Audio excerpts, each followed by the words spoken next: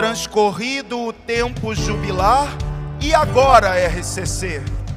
Nos primeiros 50 anos, o Senhor fez chover chuvas de outono sobre a renovação carismática católica, que a partir dos 50 anos, Ele passaria a derramar chuvas da primavera.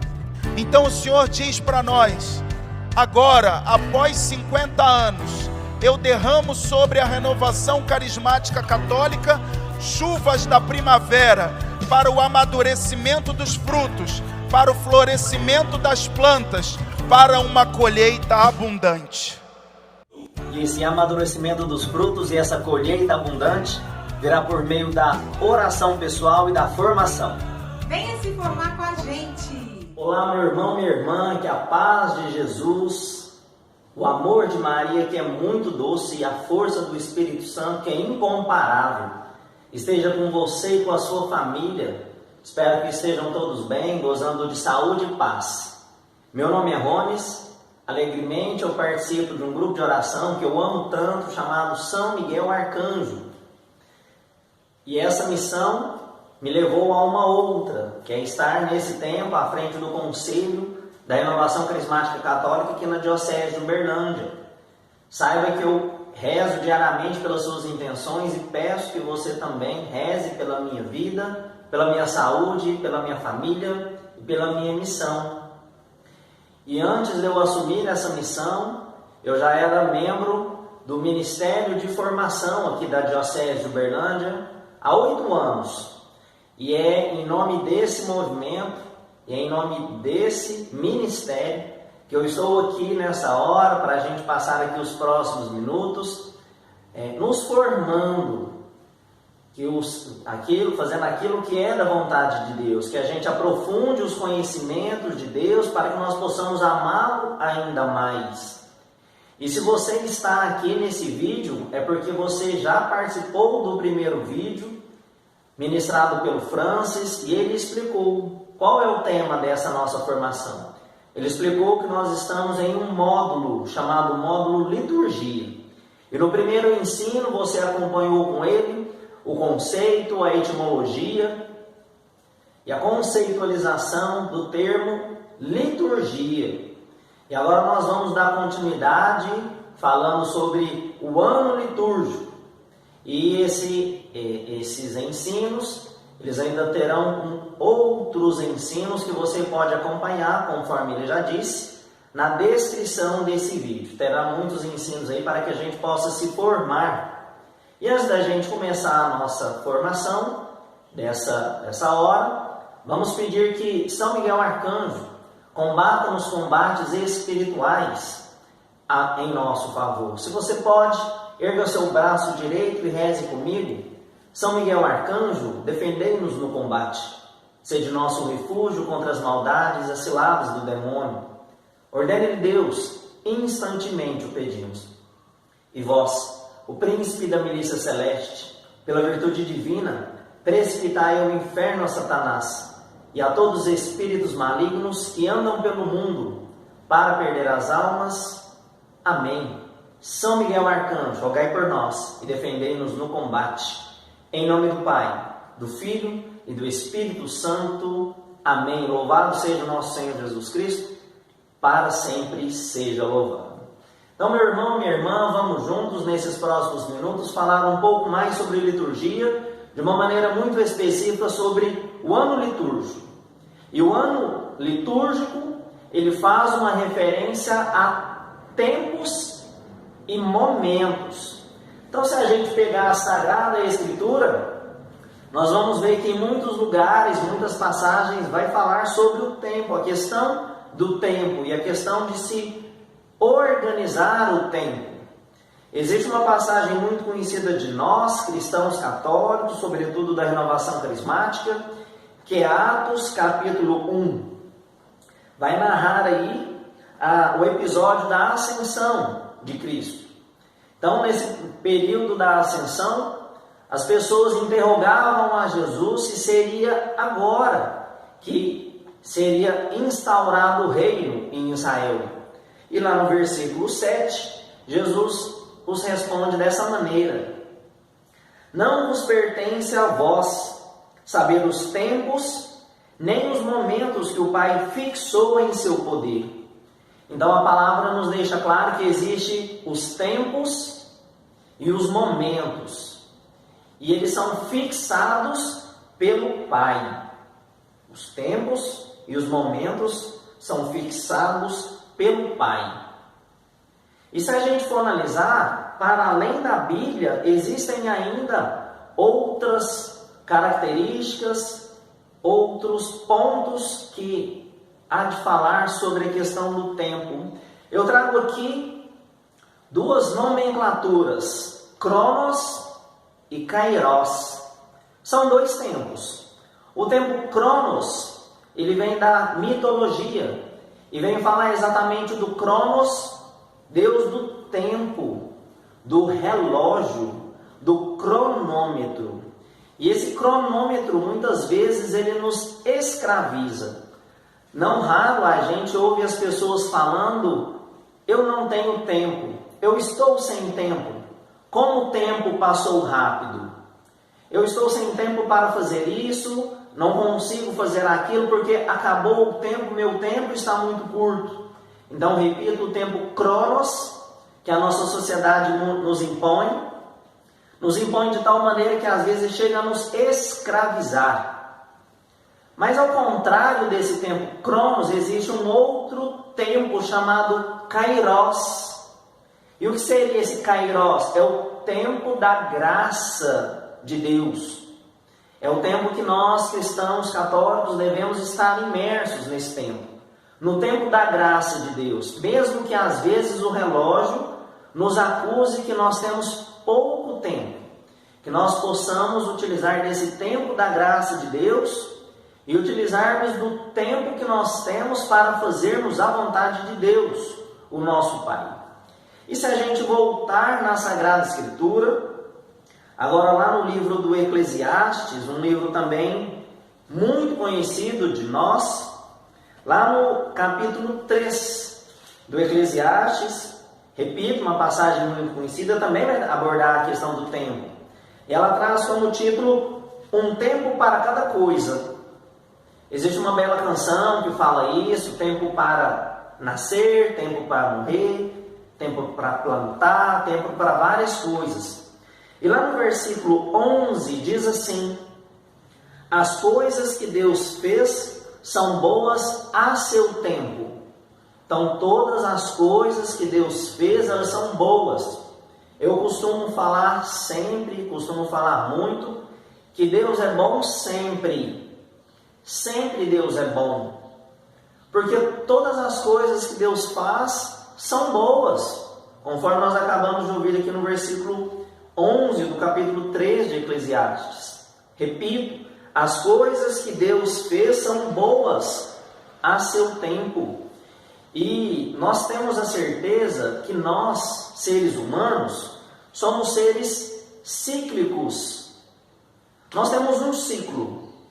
Nós somos seres limitados. Nós temos uma limitação, inclusive de tempo. Deus não. Deus não tem esses limites. Deus é atemporal. Essa questão do tempo não pega Deus, não atinge Deus. A questão temporal. Então, o ontem, o hoje, o amanhã, Deus transita no tempo. Isso para Ele não é problema. É problema para nós.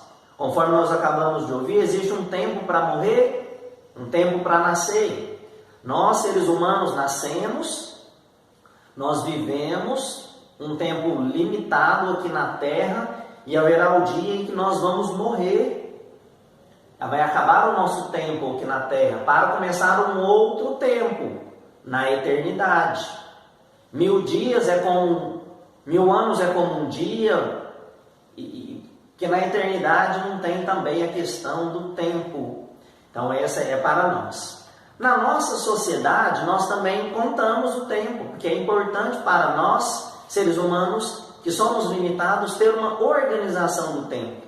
E como que nós organizamos isso? A sociedade inventou um artifício chamado calendário. Existe o ano civil. E como que é dividido o ano civil? É dividido por meses.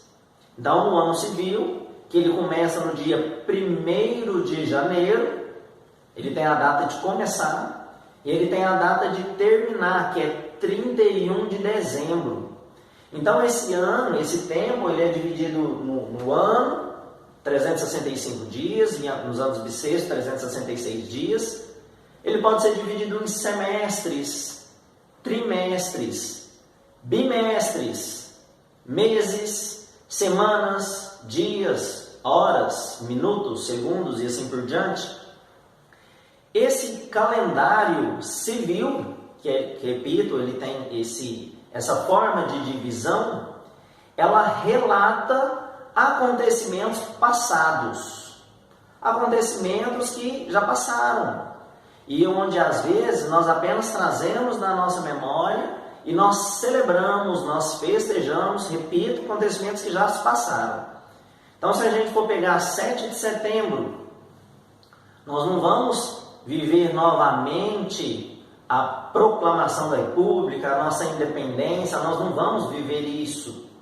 Nós vamos apenas festejar, nós vamos apenas relembrar, nós vamos apenas fazer memória. Só que o ano litúrgico, ele é diferente. O ano litúrgico, ele não tem essa divisão ali de 1º de janeiro a 31 de dezembro. O ano litúrgico é um tempo instituído pela igreja, não pela sociedade. E a igreja, como nossa mãe sábia, porque conta com a assistência da sabedoria do Espírito Santo, ao invés de dividirmos, conforme o ano civil, nos dividiu em tempos litúrgicos. Em tempos litúrgicos, que a cada tempo litúrgico, diferentemente do ano civil, que apenas se relembra, que apenas se festeja acontecimentos passados, esses tempos litúrgicos, ele faz uma atualização, principalmente por meio da Santa Missa. Então quando nós estamos lá na Santa Missa, seja ela dominical, seja ela durante a semana, nós estamos atualizando o mistério salvífico, a obra salvífica, o mistério salvífico de Cristo. Então, quando nós estamos na missa, nós voltamos lá para o Calvário, nós sofremos com Jesus, nós morremos com Jesus e nós ressuscitamos com Jesus. Nós não apenas lembramos, mas é feita uma atualização, é atualizado o mistério salvífico. E quando nós falamos em tempo litúrgico, nós podemos falar também em dia litúrgico. O que é o dia litúrgico em geral? É necessário que a gente saiba que todos os dias do tempo litúrgico, eles são dias santificados, principalmente, sobretudo, pela liturgia, onde cada dia tem uma liturgia específica, com leituras próprias para cada dia da semana. Tanto é que algumas pessoas, elas são de missa diária, e a cada missa ela vai ver algumas leituras específicas para aquele dia. Leituras essas que elas podem se repetir ao longo do tempo litúrgico, os salmos podem se repetir, as leituras do Evangelho também podem se repetir. Em algumas aulas para frente nós voltaremos nessa questão.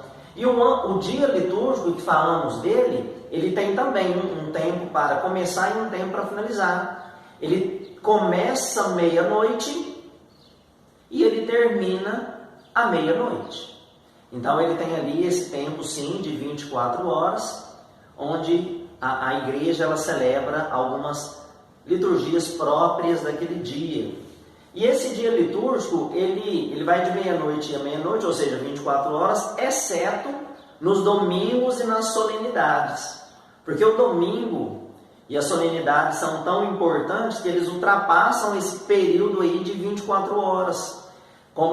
Costuma-se comemorá-lo e revivê-lo na véspera, ou seja, no sábado.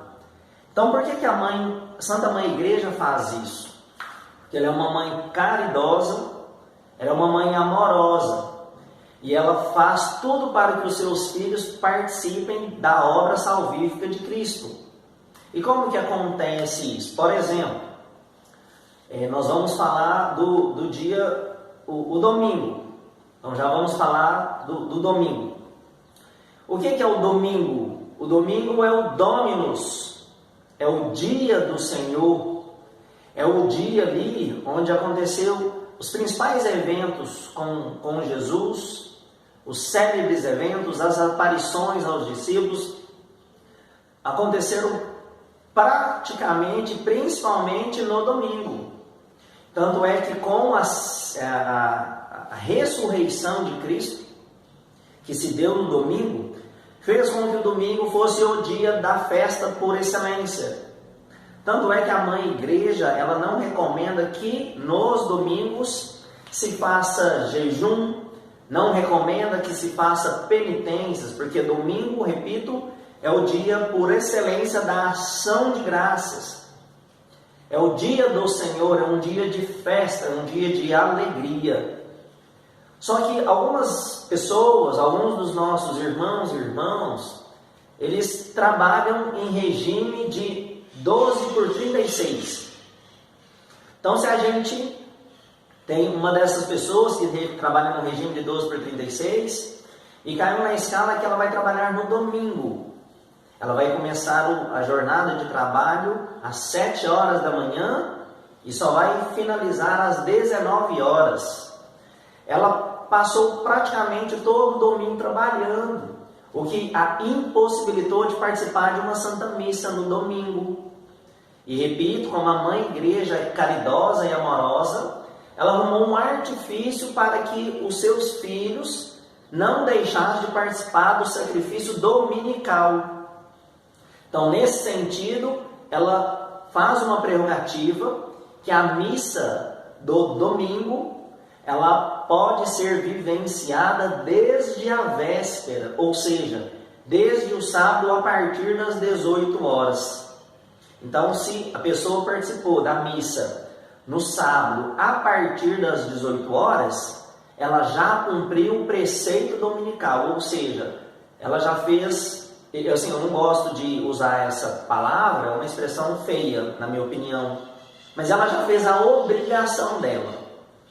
Só que nós não utilizamos esse termo, nós utilizamos a expressão preceito. Ela já cumpriu o preceito dominical.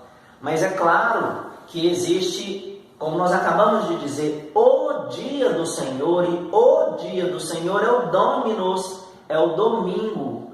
Então, meu irmão, minha irmã, se você tem a possibilidade de participar da missa domingo, não utilize a prerrogativa do sábado à noite. Você pode ir no sábado à noite, mas é muito importante que você participe da missa do domingo. Repito, se a pessoa participou do preceito no sábado a partir das 18 horas, ela já cumpriu o preceito. Mas é muito importante que no domingo ela sim participe sim do dia do sacrifício, da obra de Cristo na cruz, do Calvário, que se atualize isso na sua vida. E dando continuidade aí, nós vamos falar que o domingo, por ser essa célebre, ele tem um caráter muito importante na igreja, o caráter do dia do Senhor. E é tão importante que quando tem uma solenidade que ela cai durante a semana, a Santa Mãe Igreja, principalmente organizada, autorizada pelas conferências nacionais, no caso a nossa, é a CNBB dos bispos do Brasil. Aí eles autorizam que essa solenidade que caiu durante a semana, porque durante a semana algumas pessoas não podem participar da Santa Missa. Então essa solenidade ela é transferida para o domingo seguinte. Isso no nosso calendário, no ano litúrgico, isso é muito comum. Muitas festas, muitas solenidades que acontecem, que caem durante a semana, elas são transferidas para o domingo seguinte, para que as pessoas possam bem viver todas essas coisas. Só que existem algumas exceções em 3 tempos. Quando acontece o domingo, no tempo do Advento, da Quaresma e da Páscoa, essas solenidades, elas são antecipadas para o sábado. Porque nesses 3 tempos, repito, do Advento, da Quaresma e da Páscoa, elas precisam ser vividas na sua integralidade no dia próprio, que no caso é o dia do domingo. Então essas solenidades, elas são transferidas para a véspera, para o sábado. Gostaria de abordar agora com você uma diferenciação de graus das celebrações. Porque existem algumas celebrações que elas são divididas em graus. E às vezes, na nossa cabeça, a gente fica com algumas dificuldades de entender. Esses graus são 3. As solenidades, as festas e as memórias. Então nós vamos começar com a mais importante delas, que são as solenidades. As solenidades são celebrações tão importantes que elas não cabem em um dia apenas. Elas transbordam esse dia litúrgico de meia-noite a meia-noite. Existe um transbordamento, assim como existe um transbordamento da graça de Deus. Essas solenidades, repito, elas são as mais importantes, elas não cabem em um só dia. E se a gente for analisar as 2 principais, Páscoa e o Natal do Senhor. Algumas pessoas, inclusive pensam que o dia mais importante do calendário litúrgico é o Natal, que é o nascimento de Cristo. Mas não valeria se ele apenas tivesse nascido, mas não tivesse passado pela paixão, pela morte e pela ressurreição. E é por isso que a Páscoa, dentro do tempo litúrgico, é a celebração mais importante do tempo litúrgico, a Páscoa. E o Natal, ela aparece como a segunda mais importante. Tanto é que o ano litúrgico, ela gira em torno dessas 2 celebrações, Páscoa e Natal. São celebrações, são solenidades tão importantes que além delas ultrapassarem o limite ali de 24 horas, elas se prolongam por 8 dias. É o que nós chamamos de oitavas. Oitava da Páscoa, oitava do Natal. Então, se depois de uns 3 ou 4, 5, até 8 dias, alguém te encontrar na rua depois da Páscoa e te desejar Feliz Páscoa, você pode aceitar normalmente, porque ainda está no dia. Então, e o Natal da mesma maneira. Se lá no dia 26, 27, 28, até dia 30, na virada do ano, a pessoa ainda estiver te saudando com Feliz Natal, não pense que ela está doida. Pode receber os cumprimentos, porque naqueles dias ainda se vive o Natal do Senhor. Nós estamos ali naquele período onde chamamos de oitavas, tanto da Páscoa quanto do Natal. Então, as solenidades são as celebrações de ordem mais importante que nós temos. Nós temos também, como exemplo, nós da Renovação Carismática, nós amamos muito e temos muito carinho pela solenidade do Pentecostes. Também é uma solenidade que ela não dura 8 dias, não tem oitavas de Pentecostes, mas é uma solenidade que ela ultrapassa as 24 horas para a véspera. Tanto é que existe uma missa de véspera e existem também vigílias. É o caso de Pentecostes. Existe a missa do dia e existe a vigília de Pentecostes. Por quê? Porque é uma solenidade, ela não cabe no período de um dia litúrgico, no período ali de 24 horas, de meia-noite a meia-noite. Tudo bem? Falemos então um pouco da segunda ordem. Falamos das solenidades e agora nós falamos da festa. A festa, ela está abaixo da solenidade, mas também ela é muito importante. E a festa, ela tem a prerrogativa de durar um dia apenas. Ela só dura um dia, ela não existe aquele transbordamento do dia. Ela se vive exatamente naquele dia. Ela é reservada aos santos, aos apóstolos, ela é reservada aos mártires também. Tanto é que nós temos como exemplo, nós podemos citar, o dia 25 de janeiro. 25 de janeiro é um dia reservado à conversão de São Paulo. São Paulo, nós sabemos que foi um grandiosíssimo apóstolo. Tanto é que o Ministério de Formação tem como padroeiro São Paulo apóstolo, que por meio das suas pregações, por meio das suas cartas, fundou comunidade, evangelizou o povo de Deus. Então, é uma festa. O dia de São Paulo apóstolo, a conversão de São Paulo é o dia de uma festa. E existem vários outros exemplos, eu gostaria de citar mais um apenas, que é o dia do batismo de Jesus, batismo do Senhor. Batismo do Senhor é uma festa, ela não tem a necessidade de uma missa que antecede, ela não tem a necessidade de uma vigília que antecede, mas ela é uma festa muito importante no calendário litúrgico, que ela finaliza, inclusive, o tempo do Natal. Então, falamos em solenidades, falamos em festa, e nos resta agora o terceiro grau dessa ordem aí, das celebrações.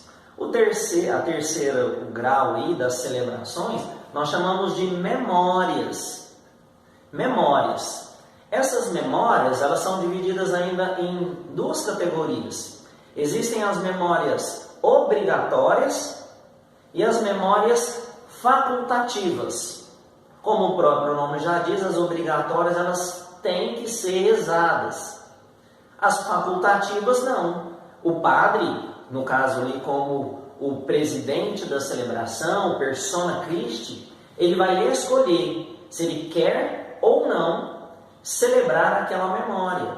Uma memória de um santo, por exemplo. Essas memórias, elas são reservadas de uma maneira muito especial para celebrar alguns títulos de Jesus e títulos de Nossa Senhora. Então, temos vários exemplos, gostaria também de citar aqui apenas dois. O exemplo é o dia do Imaculado Coração da Virgem Maria. Esse é uma festa, não é uma solenidade que ultrapassa as 24 horas, não ultrapassa o dia litúrgico, não é uma festa, mas é uma memória. E essa memória, ela pode ser facultativa ou não. Ela acontece quando? No sábado, após o segundo domingo de Pentecostes. Então, tem Pentecostes, na segunda semana, no sábado, celebra-se então o Imaculado Coração da Virgem Maria. E por que no sábado? O sábado, quando ele não tem uma solenidade muito especial, as missas são missas votivas, ou seja, dedicadas à memória da Virgem Maria. Então, todo sábado são missas, a não ser que exista uma solenidade que preceda, todos os sábados são memórias votivas de missa de Nossa Senhora, dos seus vários títulos aí que existem. Gostaria de dar mais um exemplo, que é do dia 26 de julho, que é comemorado então o Dia dos Avós. E por que nesse dia é comemorado o Dia dos Avós? Porque é o dia que se celebra os avós de Jesus, Joaquim e Ana, as mães de Nossa Senhora.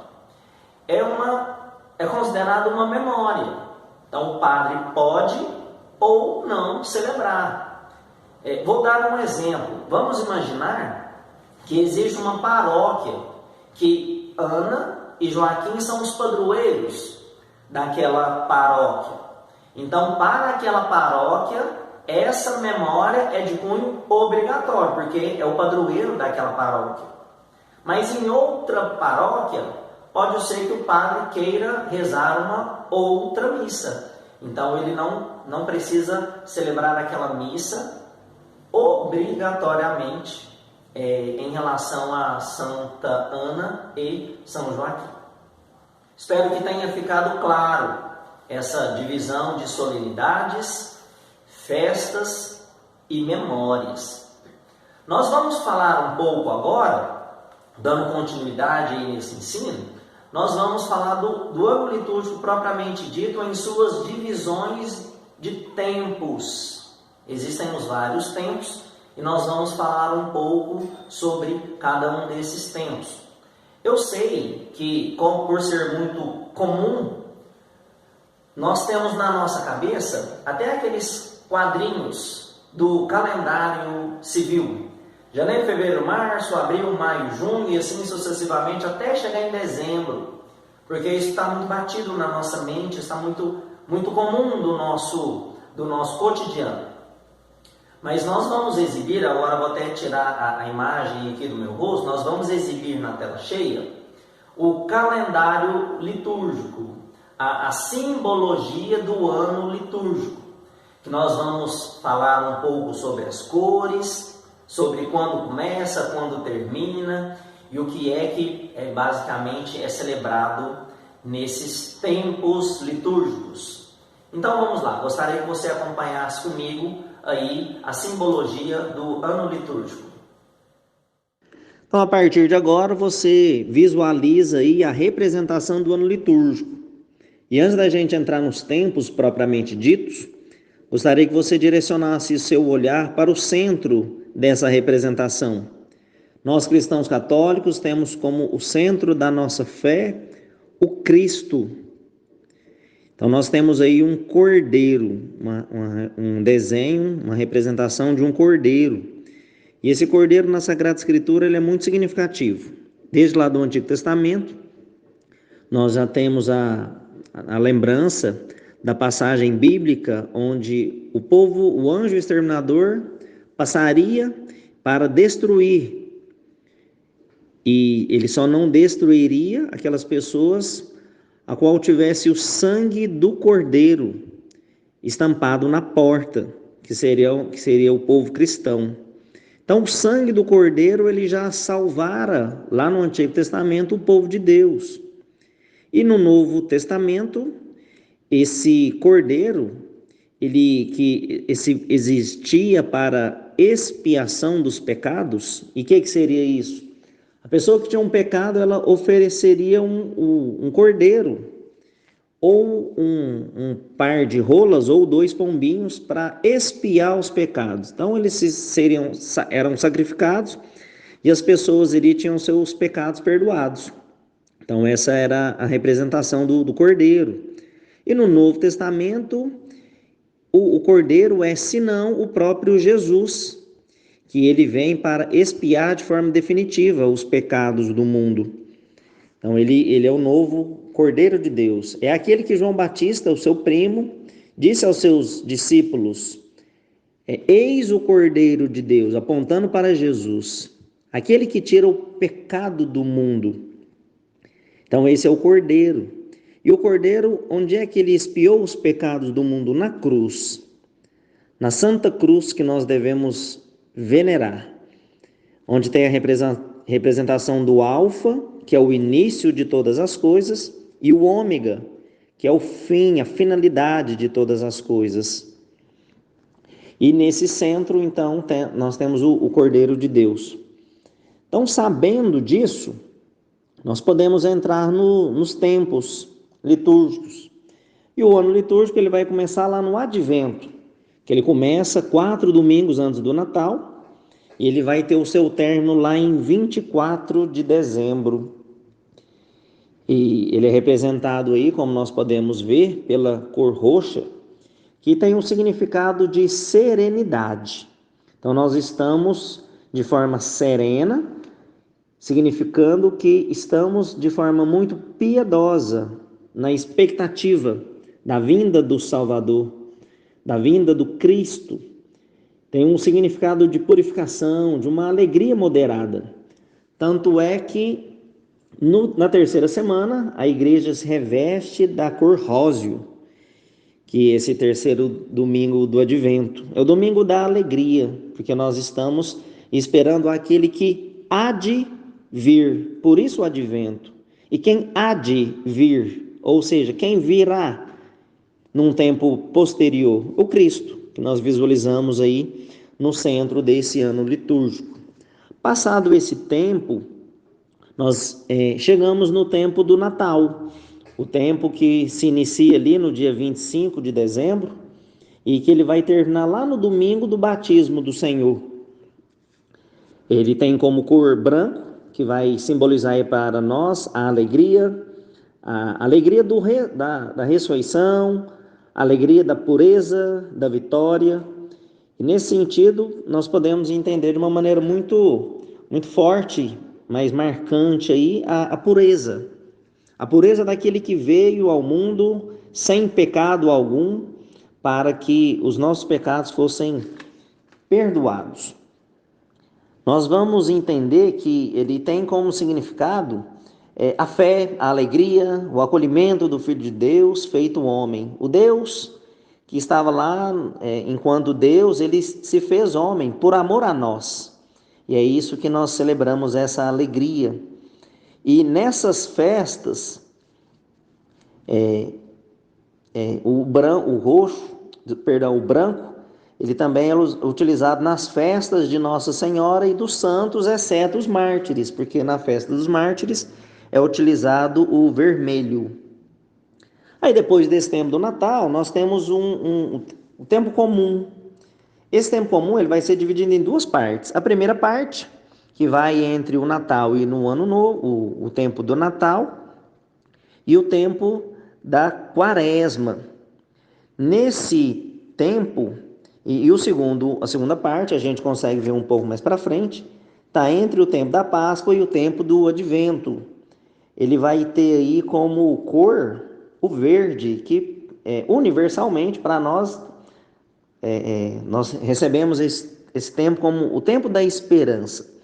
Esse tempo ele é privilegiado para celebrar as memórias da Virgem Maria. Nós falamos de memória um pouco antes aqui nesse ensino, e ele é próprio para celebrar as memórias da Virgem Maria e dos santos. E o que ele significa para nós? A nossa vida, ela não é feita só de festa. Nós temos que ver e nós temos que viver o extraordinário de Deus no cotidiano, no dia a dia, nas nossas ações. E esse tempo é um tempo de esperança do nascimento, em colocar as coisas de Deus, os ensinamentos de Jesus em prática.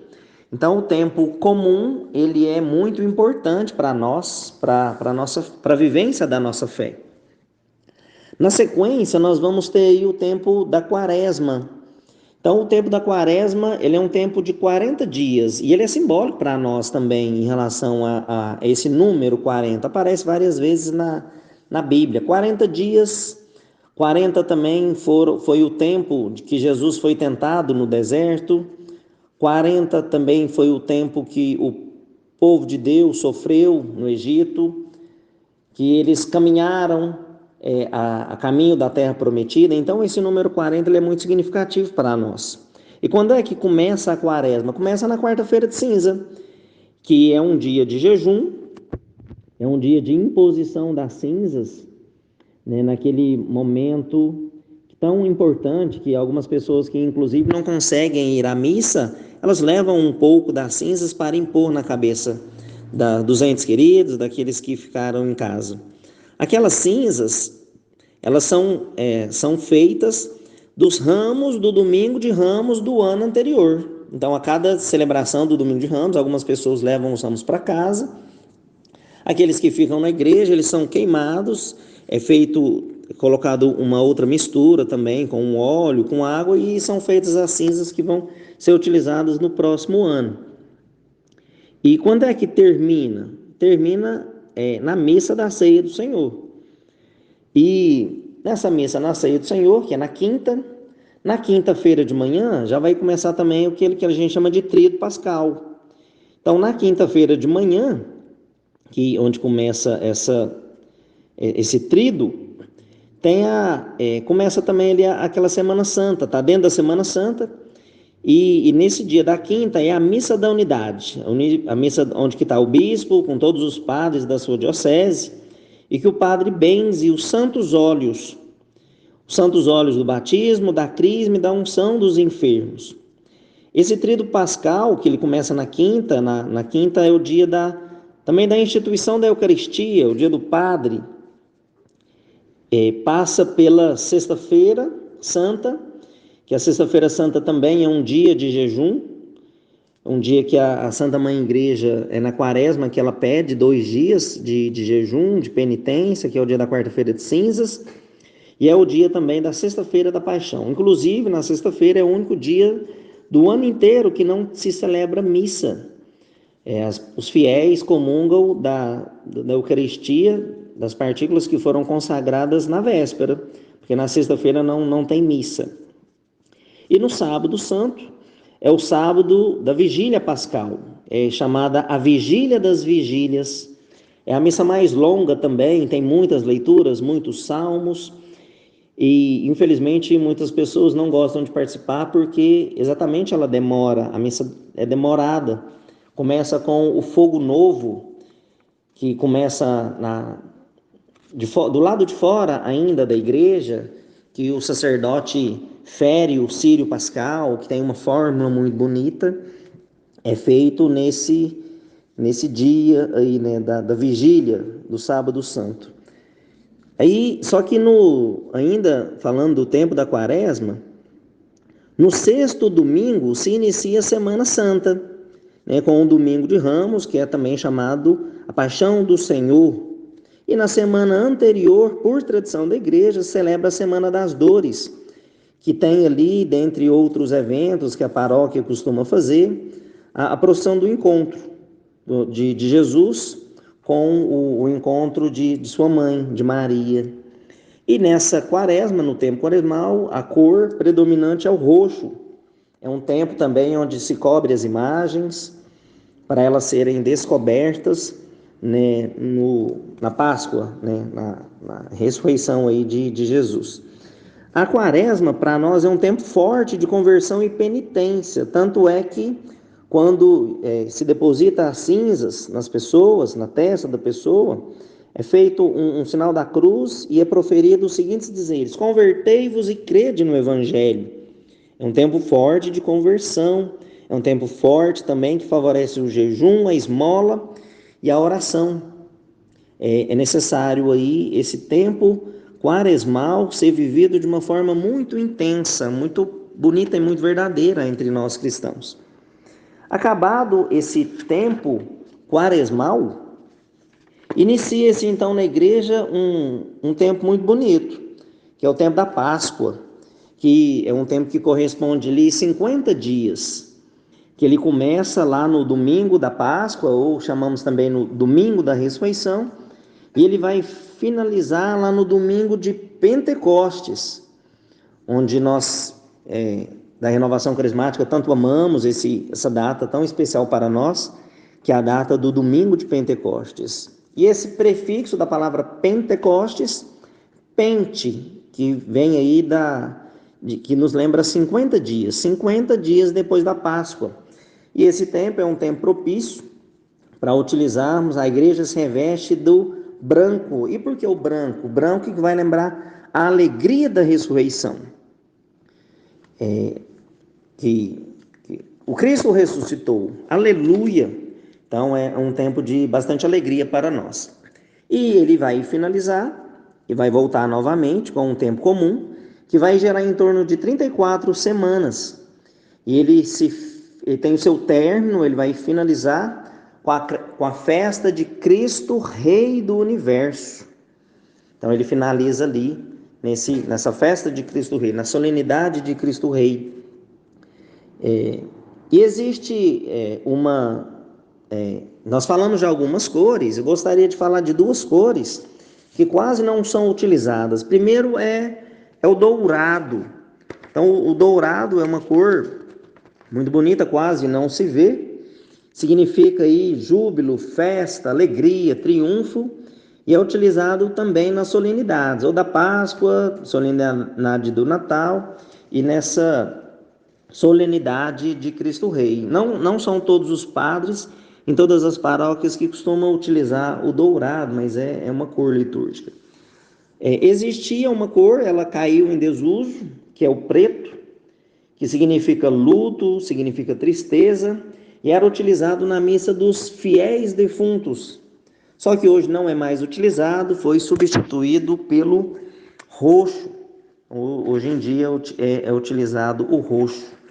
Então, por meio dessa representação do ano litúrgico, nós podemos entender quais são os tempos que a igreja celebra, as cores, os significados e quem está no centro dessa vida litúrgica da igreja, que é senão o próprio Cristo, Cordeiro de Deus, que tira o pecado de todo mundo. E dando continuidade, nós vamos falar um pouco sobre as festas de guarda, que o ano litúrgico traz com muito zelo, com muito esmero, e é muito importante que a gente se aproprie disso. Algumas edições de Bíblia, a minha, por exemplo, a edição da Ave Maria, lá no finalzinho ela vai trazer algumas orações, e algumas delas ela traz também os 10 mandamentos da lei de Deus e os 5 mandamentos da igreja. E é mandamento da lei de Deus guardar os domingos e festas. Então, eis a importância de guardar, o mandamento da lei de Deus.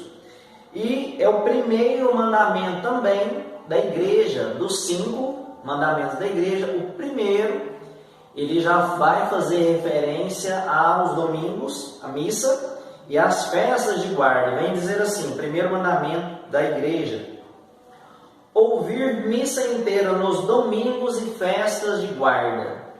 Então não é apenas da nossa cabeça, é o próprio mandamento da igreja que vem pedir para que a gente ouça a missa inteira nos domingos e também nas festas de guarda.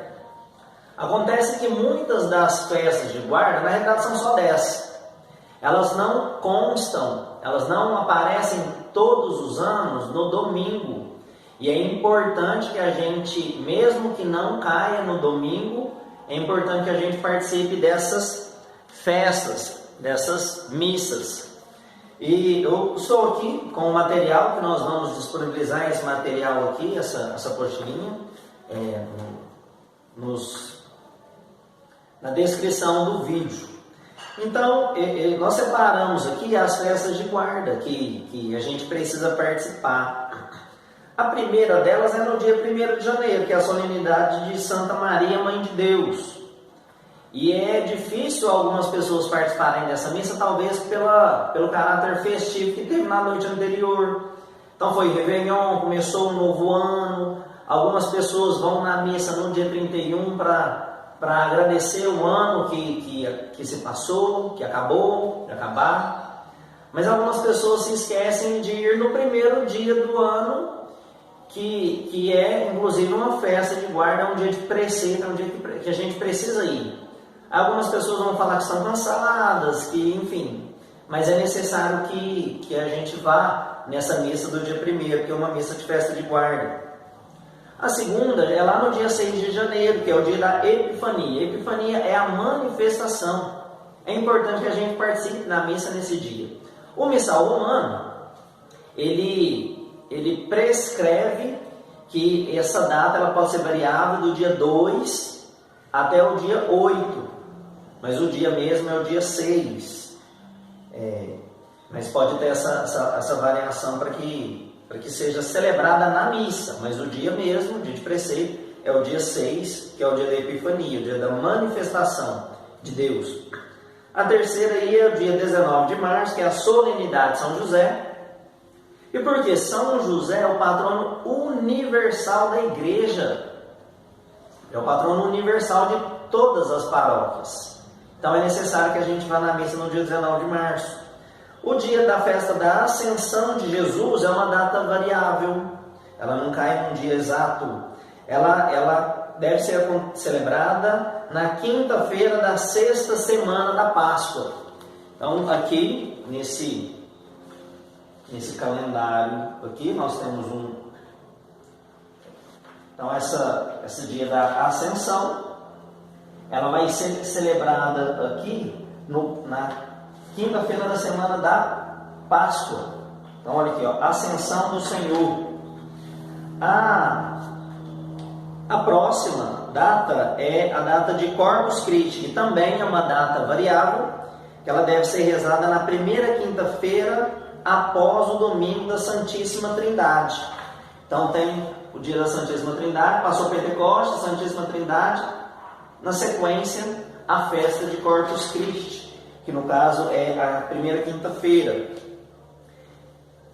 É necessário que a gente compareça a essa festa de guarda. A próxima é dia 29 de junho, que é a solenidade dos apóstolos São Pedro e São Paulo. E por que São Pedro e São Paulo? São os pilares da igreja. É necessário que a gente participe da missa. No dia 15 de agosto, aqui na nossa região, nós temos uma devoção muito forte.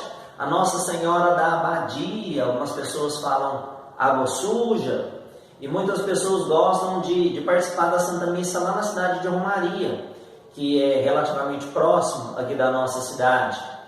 Então algumas pessoas saem daqui, vão a pé, e algumas pessoas não, já vão de carro mesmo no dia da festa, que lá é uma grande concentração de pessoas, para que as pessoas possam saudar Nossa Senhora da Abadia. Só que para nós aqui na nossa região, é dia de Nossa Senhora da Abadia, que nós temos ela como um carinho.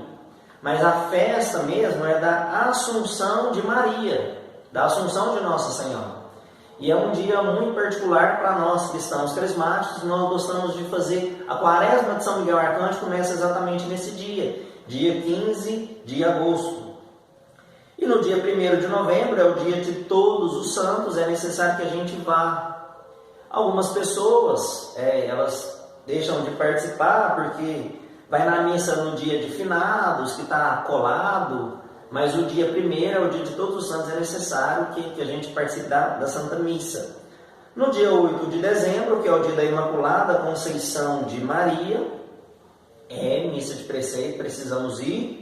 E no dia 25 de dezembro, que também é uma data variável, mas é necessário que vá. E infelizmente algumas pessoas não costumam ir no dia 25, porque já vão na missa do dia 24, e algumas pessoas pensam assim, não, eu já fui no dia 24 de dezembro, não existe necessidade de eu ir novamente na missa no dia 25 de dezembro. Meu irmão e minha irmã, sim, há necessidade de você ir novamente no dia 25 de dezembro, porque é uma missa de guarda, é uma missa de preceito, onde nós precisamos participar aí da Santa Missa. É claro que esse assunto ele é muito grande, ele é muito complexo, ele é muito amplo, e nós não temos a pretensão de esgotar aqui. Mas nós tivemos a pretensão de dar um pouco mais a conhecer desse tema tão importante para a nossa igreja, porque quanto mais nós conhecemos, mais nós temos a possibilidade de amar e louvar e fazer conhecido o nome de Jesus. E é por isso que nesse ensino nós falamos um pouco de ano litúrgico. Nós ainda temos outros ensinos para falar de liturgia. Nós gostaríamos de te convidar. Persevere conosco nesse módulo liturgia. Acompanhe os outros ensinos.